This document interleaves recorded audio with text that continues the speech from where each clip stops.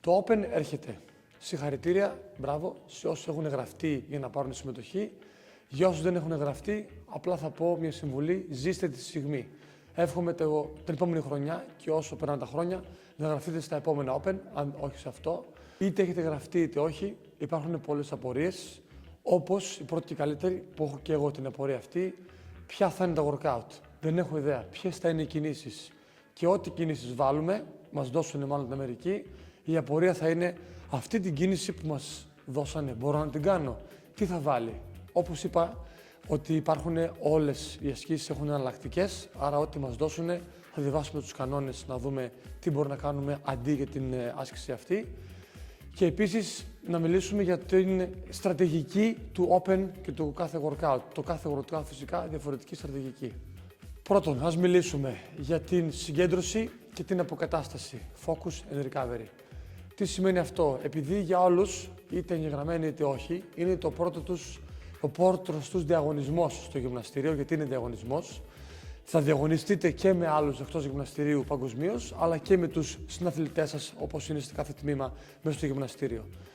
Τώρα η πρώτη μου συμβουλή, όπως λέω, για την συγκέντρωση και την αποκατάσταση, πάρτε το λίγο σαν προτεραιότητα, δηλαδή μία μέρα πριν, κάθε Πέμπτη ας πούμε, μπορείτε να κάνετε κάτι πολύ ελαφρύ στο γυμναστήριο ή να πάρετε μία μέρα off του γυμναστηρίου, rest day που λέμε, για να έρθετε την Παρασκευή. Αυτό είναι η μεγαλύτερη και καλύτερη συμβουλή που μπορεί να δώσει κάποιος σε κάποιον που θα διαγωνιστεί μια επόμενη μέρα. Άμα είναι Σάββατο διαγωνισμός, Παρασκευή είναι rest day και πνευματικά να γίνεται και σωματικά, έτσι ώστε να είναι ο οργανισμός έτοιμος, ξεκούραστος για να μπει στο workout, να δει το workout και ψυχολογικά κυρίως έτοιμος για αυτά που τον περιμένουν ή την περιμένουν. Οπότε θα συμβούλευα να ηρεμήσουμε το μυαλό κάθε Πέμπτη. Τώρα, άμα κάποιος δεν έρθει Τετάρτη και έρθει Πέμπτη στο γυμναστήριο, ok. Δεν υπάρχει πανικός. Απλά μία μέρα πριν, μία πρώτη συμβουλή για να είναι το σώμα έτοιμο για την ένταση που θα έχει σίγουρα το κάθε workout. Μπορεί να πάρει μία μέρα rest day, μία μέρα πριν για να έρθει την Παρασκευή και να βάλει τα δυνατά του. Συμβουλή δεύτερη. Υπάρχουν πολλοί αθλητές, ειδικά του πιο υψηλού επίπεδου, όχι πολύ ψηλά απαραίτητα, οι οποίοι για να καταγράψουν το δυνατό σκορ καλύτερο, για να δώσουν πόνο άλλη μια φορά ας πούμε, ξανακάνουν το workout. Που λέμε redo the workout.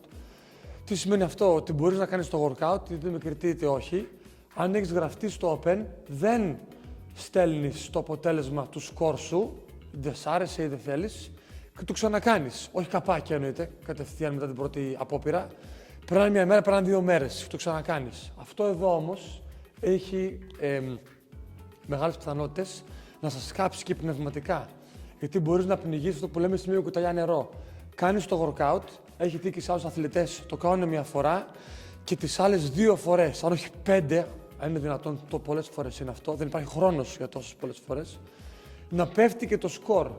Κάποιοι αθλητές, ξαναλέω, που είναι πιο έμπειροι, ξέρουν τα σκορ τους, ξέρουν τα βάρη τους, ξέρουν τους χρόνους τους, εν πάση περιπτώσει, είναι πιο δίκαιο να το κάνουν το workout και ξέρουν πως πνευματικά θα αντέξουν να το κάνουν, επειδή είναι δύσκολο, 2 φορές, 3 maximum. Δεν θέλω να πιστεύω ότι το κάνουν πιο πολλές φορές. Οι πιο αρχάροι, όπως και εγώ, ίσως το κάνω δεύτερη φορά, που δεν έχει τύχει ακόμα να το κάνω, γιατί θέλω να μπω πνευματικά full έτοιμος 100%, να δω το workout και έχω τη στρατηγική μου που θα συζητήσω με τον προπονητή μου ή και μόνος τι μπορώ να κάνω, γιατί αν μου ζητηθεί κάτι πολύ δύσκολο, ξέρω ότι δεν μπορώ να το κάνω στην ένταση αυτή. Άρα, κάνω το workout μία φορά.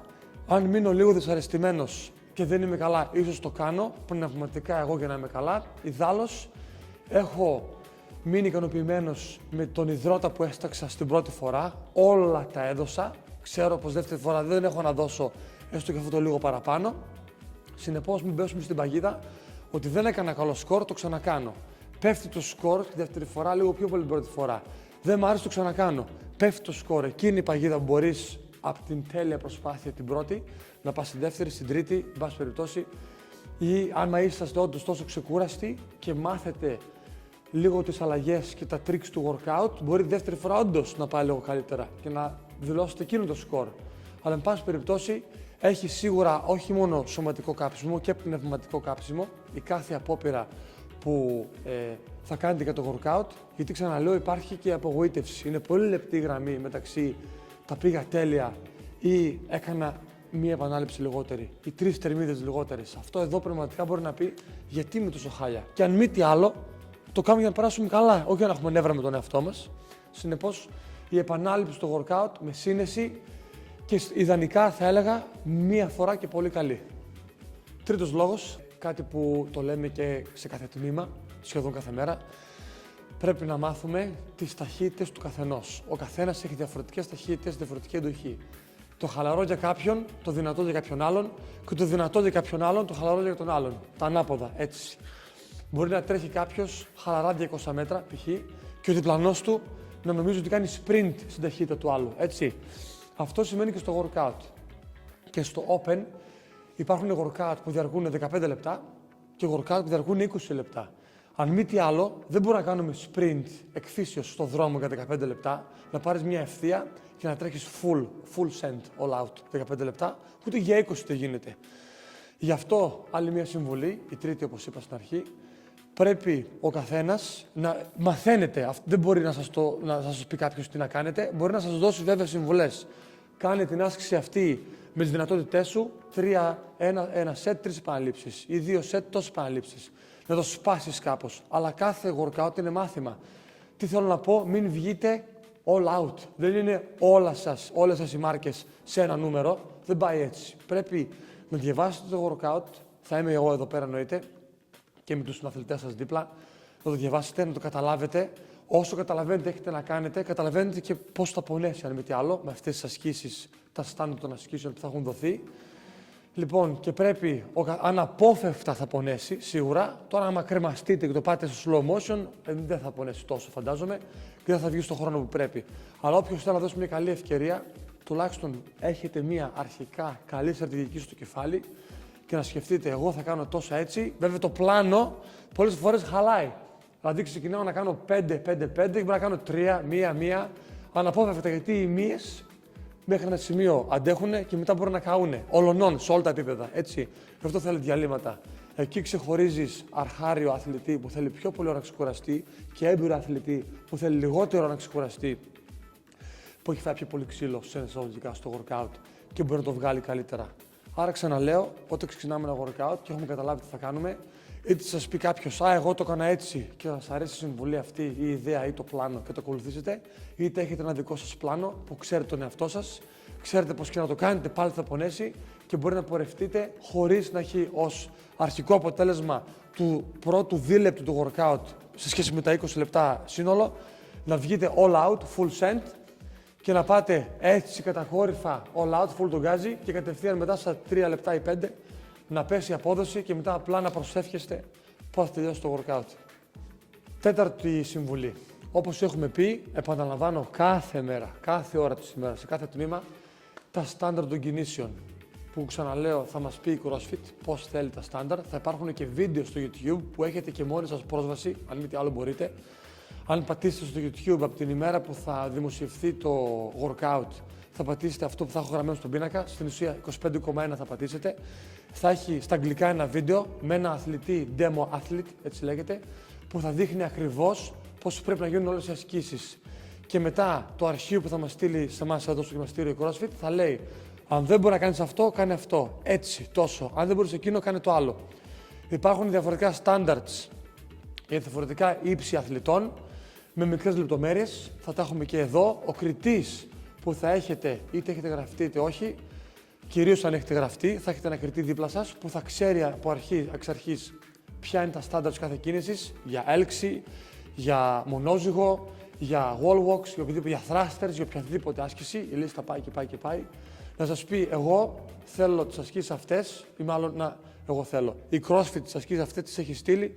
Έτσι θέλω, για να μην γίνει no rep που λέμε, που δεν μετράει επανάληψη, και αν έχει 10, μην κάνετε 20, έχετε 10 no rep και 10 good rep, να μελετήσετε σωστά και να συμφωνήσετε με τον κριτή σας ότι εγώ αυτό μπορώ να κάνω, που έχει δοθεί, αυτό θα κάνω, και ούτως και να βγουν σωστά τα movement standards και σας γλιτώνει επαναλήψεις. Δηλαδή, αν είναι 10 επαναλήψεις στη στάδια άσκησης και κάνετε 10 σωστά, θα κάνετε 10. άμα είναι 10 και κάνετε 3-4 σωστά και ο κριτής που έχει δικαίωμα, ξαναλέω ειδικά σε αυτούς που έχουν γραφτεί στο Open, μπορεί να πει no rep και δεν μετράει. Φυσικά κουράζει μετά, γιατί φυσικά δεν κάνεις 10, κάνεις 20, εν πάση περιπτώσει, αναλόγως πόσα λάθη κάνεις. Αλλά ξαναλέω, με πολλή ευλάβεια τα movement standards θα τα διαβάσουμε εδώ πέρα, θα υπάρχουν και ο κριτής μπορεί να δείξει τι θέλει από εσάς. Και ξανά, καλή επιτυχία. Ο πέμπτος λόγος τώρα είναι να μην χρησιμοποιήσετε το open για να μάθετε καινούργιες κινήσεις. Είναι βέβαια κάποιες κινήσεις που μπορείτε να προσπαθήσετε, όπως είναι τα διπλά, τα double unders. Από single under σε double under, το μόνο που μπορεί να γίνει να σας μαστιγώσει το σκηνάκι. Το κακό είναι μικρό.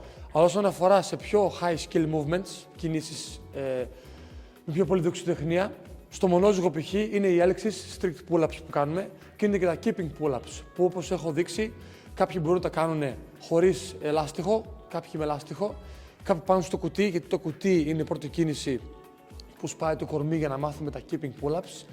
Επειδή είναι δύσκολη άσκηση, μην χρησιμοποιήσετε το open σαν αφορμή για να μάθετε καινούριες ασκήσεις. Ό,τι είναι ασφαλές, εγώ ο ίδιος και το δω πώς κινείστε, θα σας εμψυχώσω να το κάνετε, αλλά αν μη τι άλλο η ασφάλεια μετράει.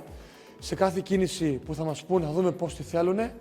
Αν έχει π.χ. κατακόρυφο και να παραπλήσει τα χέρια σας και δεν μπορεί κάποιος, δεν θα τη δοκιμάσει στο open που είσαι ήδη κουρασμένος, έχοντας κάνει 1002 άλλα πράγματα, κουτιά, snatching, rower, οτιδήποτε άλλο. Να κάνεις κατακόρυφο να περπατήσεις τα χέρια σου, αν μη τι άλλο, ή να κάνεις κάμψη στον τοίχο κατακόρυφη. Αυτά είναι επικίνδυνα σίγουρα και ειδικά γίνονται πιο πολύ επικίνδυνα επί 2 επί 3 όταν είμαστε κουρασμένοι. Ξαναλέω, οι αθλητές που κάνουν πολλά χρόνια ή αυτοί που βλέπετε στο YouTube, μην συγκρίνεστε με αυτούς. Αυτή είναι η δουλειά τους. Ξέρουν ακριβώς τον κάθε μη του σώματός τους και την κάθε ταχύτητα που έχουν μέσα τους, πότε να πατήσουν γκάζι, πότε να αφήσουν το πόδι του τον γκάζι και ξέρουν ότι ό,τι κάνουν θα βγει, το έχουν υπερπροπονήσει. Εδώ μέσα πάμε να περάσουμε καλά κυρίως. Στο διάλειμμα ή όταν τελειώσετε, αν υπάρχει δύναμη, ναι, μπορούμε να δοκιμάσουμε κάτι καινούριο, γιατί πριν θα είστε αγχωμένοι και το μυαλό θα είναι αλλού. Δεν μελετάμε την κίνηση πριν το workout, μπαίνουμε, έχουμε φαντασιωθεί στο μυαλό τι θα κάνουμε στο workout και ξεκινάμε. Έκτη συμβουλή, πάρα πολύ καλή συμβουλή, κυρίως πνευματικά αν όχι σωματικά.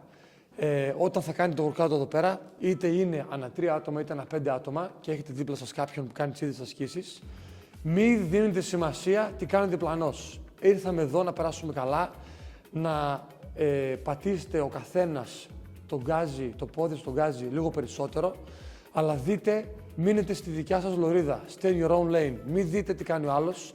Θα έχετε φυσικά όσοι γραφτούν πρόσβαση στην εφαρμογή της CrossFit, στο κινητό, και όταν θα βάλετε το σκορ σας, θα δείτε και πού είστε στον κόσμο. Ούτε αυτό μετράει. Κάντε το επειδή σας αρέσει και υπάρχει του competition ατμοσφαίρα στο γυμναστήριο, του διαγωνισμού η ατμόσφαιρα, η παρέα, δίπλα σε κάποιον στον αθλητή που σας αρέσει να κάνετε προπόνηση μέσα στα τμήματα, αλλά αν μη τι άλλο, αφήστε το leaderboard, ό,τι έχουμε γράψει στον πίνακα, μην το βλέπετε.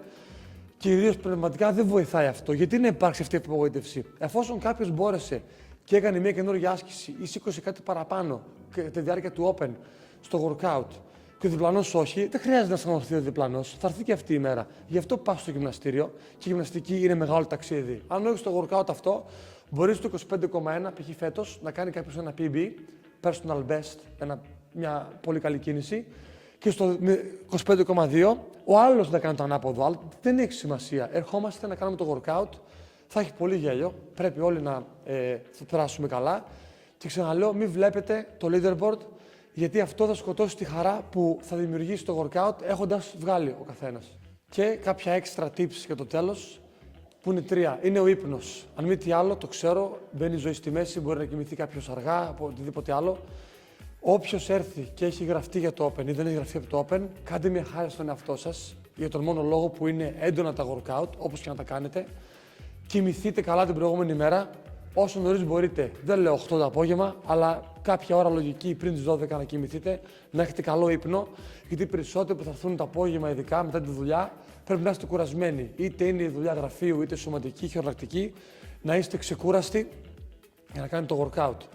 Άρα ο ύπνος είναι το ένα, μετά πάει το φαγητό. Αν μη τι άλλο, όσοι είναι στη δουλειά, να μην φάτε κάτι βαρύ 2 με 3 ώρες, οτιδήποτε είναι αυτό βαρύ πριν το workout, γιατί θα είναι πολύ δύσκολο. Το αίμα θα είναι στο στομάχι ακόμα να χωνέψει, θα βοηθάει. Και οι μύες, όταν θα κάνετε την άσκηση, ό,τι άσκηση να έχει, θα θέλουν αίμα εκείνη την ώρα να ματωθούν, να ζεσταθείτε για να κάνετε το workout. Άρα δεν θα έχετε το 100% που είναι κρίμα του καθενός, της καθεμίας, την απόδοση στο σώμα σας. Και θα πρότειναν την προηγούμενη μέρα να φάτε αρκετούς υδατάνθρακες, το μαγειρευτό φαγητό που τρώτε κανονικά, ό,τι τρώτε την ημέρα εκείνη, έτσι ώστε να έχετε αρκετή ενέργεια στην απόθεμα μέσα στο σώμα σας για να κάψετε στο workout. Και η τρίτη, το νερό, αν μη τι άλλο, κυριολεκτικά θα σας τάξει πολύ υδρότας σε όλους. Αρκετό νερό, γενικά μέσα στην ημέρα, όχι μέσα στο workout. Όταν η καρδιά χτυπάει full για τον καθένα, ό,τι παλμούς υψώνεται, δεν μπορεί να πίνετε νερό. Το νερό βαραίνει. Καλύτερα να πιείτε 1 λίτρο νερό ή 2, αν μπορείτε, μετά το workout. Εκεί που θα πέσουν οι παλμοί, θα ξεκουραστούμε.